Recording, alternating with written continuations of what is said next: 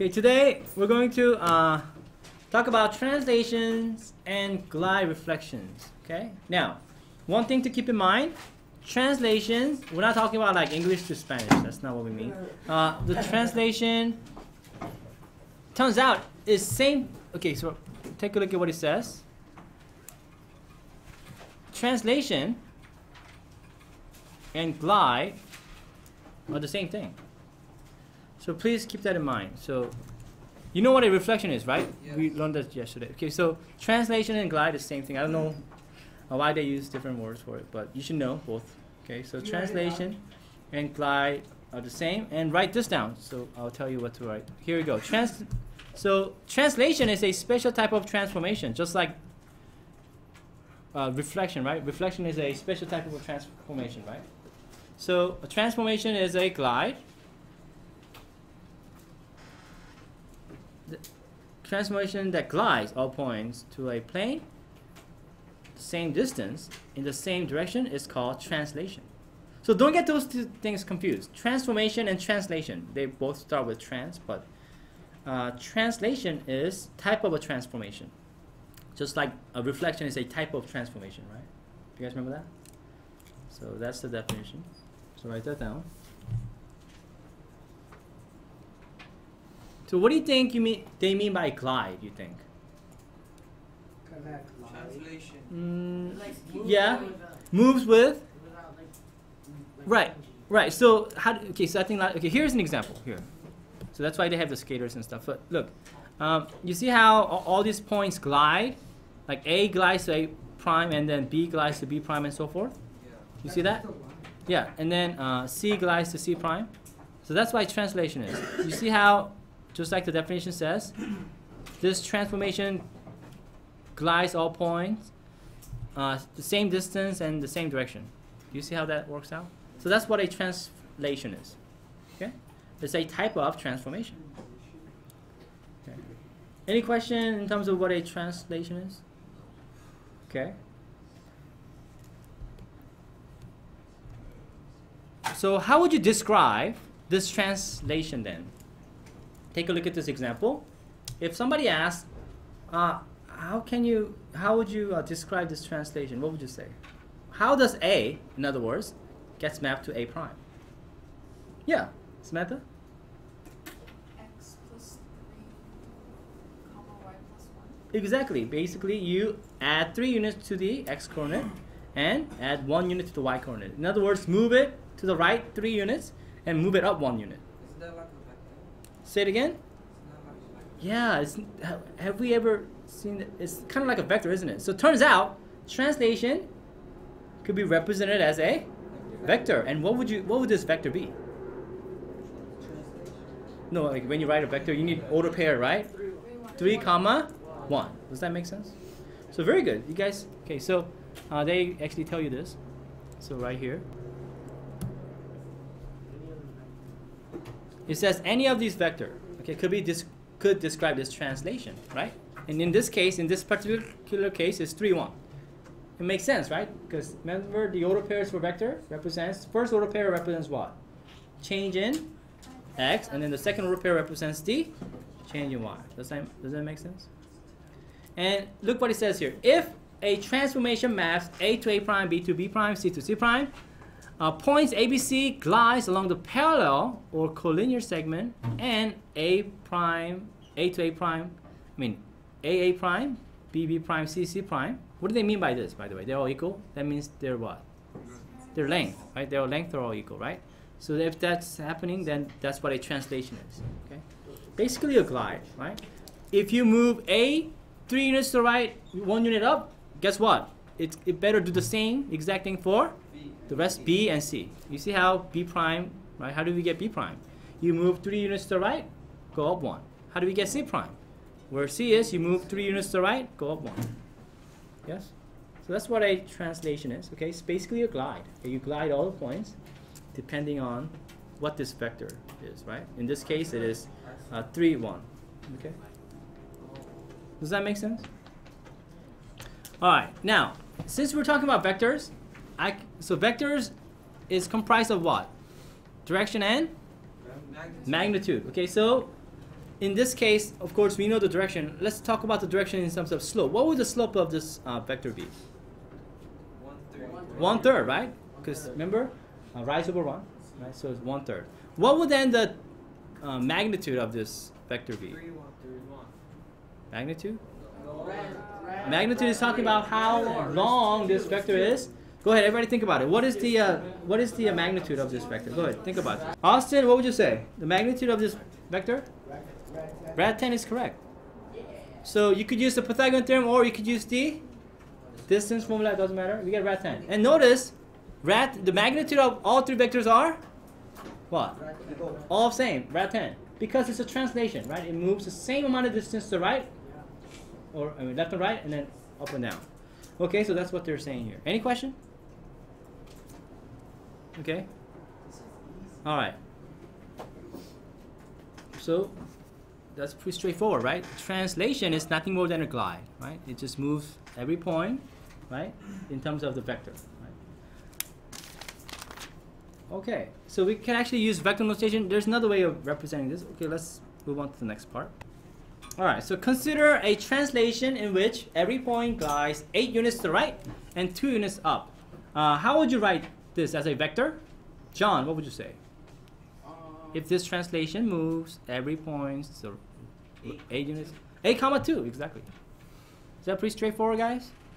Okay, we could actually use this using mapping notation. They call it a coordinate expression. Another name, they just mean mapping, same thing, okay? Coordinate expression. Because when you do mapping, you have, x and y coordinates, so that they call that coordinate expression. So T of x, y maps to, anybody can guess? So there's a second way of representing this translation. This is pretty straightforward. 1, 2, 3, 4, 5 people see. That's it? Good. Talk to your group. See if you could, what do you guys think? So what would this be in terms of coordinate expression or mapping notation? How about Brennan? What would it be? Oh, okay, so what are we doing with these order pairs? So when we have a point, this translation is moving all these points to 8 units to the right and 2 units up, right? So how would you describe that? What would you do with the x-coordinate if that's what you're doing? Yeah, you would do x plus 8 and then y plus 2. Exactly right. That's what it is, okay? Nothing hard. Does that make sense? Okay. Does that make sense? Any question? There. Are we good? All right. So if I had a triangle, and if I were to apply this translation, this is what it would look like, right? Like for example, if I have a point at -2, 2, it'll move to the right 8 unit and up 2 units, right?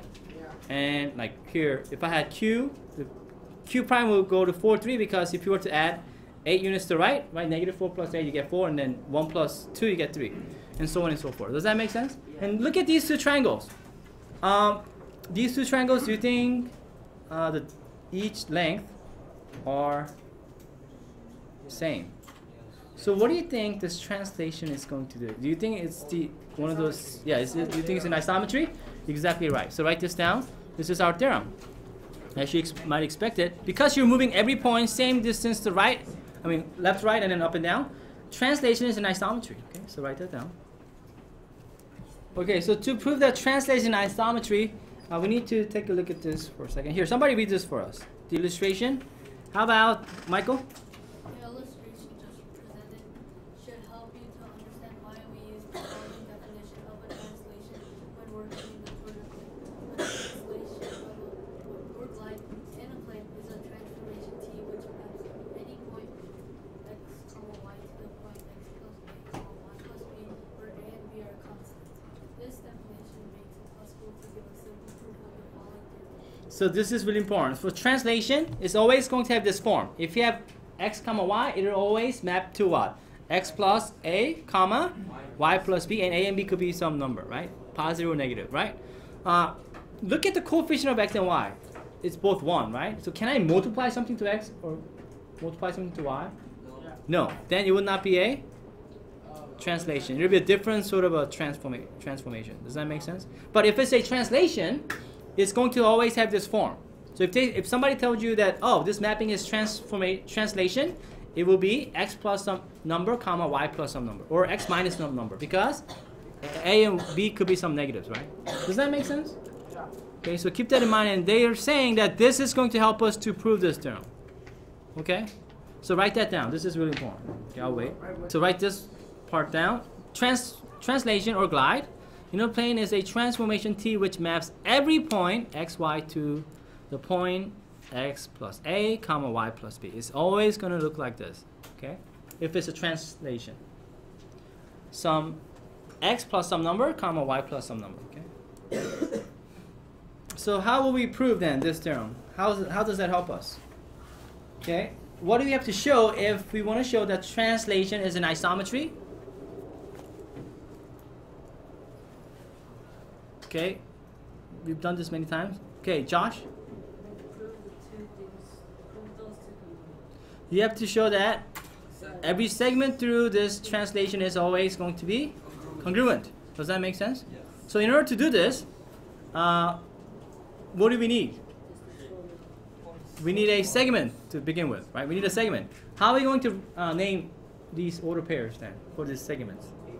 What would the order pair for this segment be? Samantha? Oh, x sub 1, y sub 1. Yeah. And then the other would be x sub 2, y sub 2 because do you think it's a good idea to use like some number order pairs?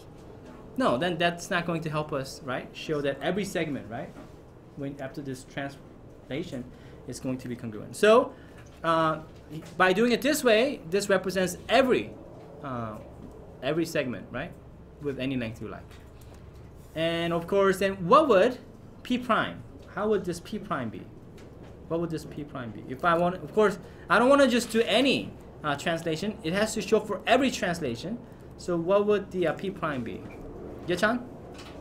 X sub 1 plus a, comma, y sub 1 plus b. Exactly. That's what we just said, right? Remember, that's how the translation is going to be defined. Does that make sense? All right. What about then q prime? Yeah, Jet. X plus 2 plus x 2 plus a and y 2 plus b. You got it. Exactly right. Right? Just the same. Just right. The same amount that we use for p prime. We use the same, right? So that's what we get. And all we have to do is then show that the distance of The two segments. PQ is equal to what? P prime. P prime, Q prime. Does that make sense?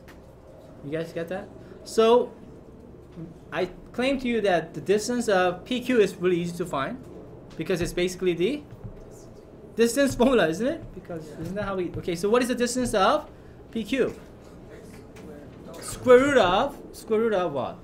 X of 2 minus X of 1 squared plus Y sub 2 minus 6. Very good. Alright, go ahead and everybody then find me the distance of P prime, Q prime. Go ahead, I'll wait for you. Everybody go ahead and write it down. I'll wait. Try it. Help each other out. Go ahead, everybody. Alright, so somebody tell me what we get as a distance. P prime, Q prime. How about... No one wants to tell us? Oh, 2 people? That's it? 3? Okay, Grace, what would the distance of P prime, Q prime be? Yes, but when I plug it in, it doesn't look the same though. Tell me what to write. Like grad x2 x sub 2 Mhm. plus a Mhm. minus x sub 1 plus a Mhm. parentheses squared Mm-hmm. plus y sub 2 plus b minus y sub 1. Good. And we get this, and they don't look the same, but Grace, why do you say they're the same thing? Because look, this one looks a lot longer and stuff. Exactly. One should. Don't we have to simplify the inside of the square? When I do, what happens to the a's? They cancel out. Yeah, and then b's go away, so we get the same design. Okay. So that's a nice proof, isn't that right? So initially, it doesn't look like they're the same length, but once you simplify, they're the same thing. Does that make sense? Do you see why they say it's an easy proof to do? All you have to do is look at their distance. Okay. So. That's what a translation is, and that's why this is an isometry. May I move on? Yeah. All right, good. So since now we know that translation is an isometry, which is what we proved, we know that it preserves not only the length, what else does it preserve? Area, also the angle measure. Remember from those 2 corollaries we learned? Okay. All right, so now we're going to talk about glide and reflection. So glide and reflection is nothing more than you translate, then what? You reflect, that's it. Okay, you just combine 2 of them together. Does that make sense? So here's the picture. You see I have a point P, you glide, and it becomes P prime, right? And when you reflect, it becomes P double prime, right? We can't call it P prime again, right? Does that make sense? So that's what's happening. You see, we glide and reflect. That's all it is. We just combine the two transformation, glide and reflection. That's all it is. Okay, so let's look at this. I'm sorry? There's a line of reflection. What are you reflecting? Okay, can somebody answer that question? What are we reflecting, guys? The P prime. The P prime. Because you first glide P to P prime, and then you reflect this. Okay? All right, so let's look at the definition as a little bit more closely. Here, write this down. So as we expected, glide and reflection can be carried out one after the other to produce a transformation known as glide reflection. What do you think they call it glide reflection? Because you glide and reflect, exactly. So here's how we go from P to P double prime. Well, because you glide, right, P to P prime, then you what? Reflect P prime so that you get P double prime. Does that make sense? So write that down. That's how you do glide reflection. It's pretty straightforward. So this glide reflection, is glide a isometry? No. Yes. We just proved that. Glide is an isometry. What about reflection? Yes. So what do you think? This combination of these two isometries, would it end up in isometry also? Yes, of course it will. So write this down. That's what it's saying here. A glide reflection combines two isometries to produce a new transformation, which is itself an isometry. Okay, pretty straightforward. Okay, and so here's another example. Footstep. Okay, you glide the footstep, and then you reflect, right? And then you glide it again and reflect, and so there's another example. Notice, what do you notice about, from the definition also, what do you notice about the line of reflection and the glide? They are parallel, right? So when you have a glide reflection, that's going to be true. The line of reflection and then the glide will be parallel. And if this happens, something interesting happens, so we'll talk about that in a minute, but write this down. When you combine two isometries, of course, it's going to produce another isometry. Pretty straightforward.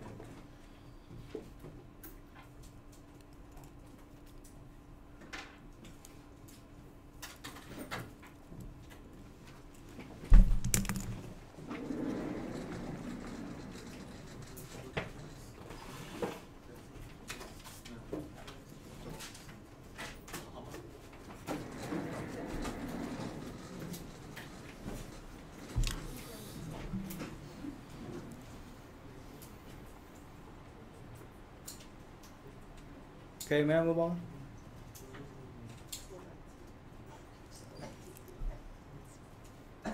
Notice what we have here.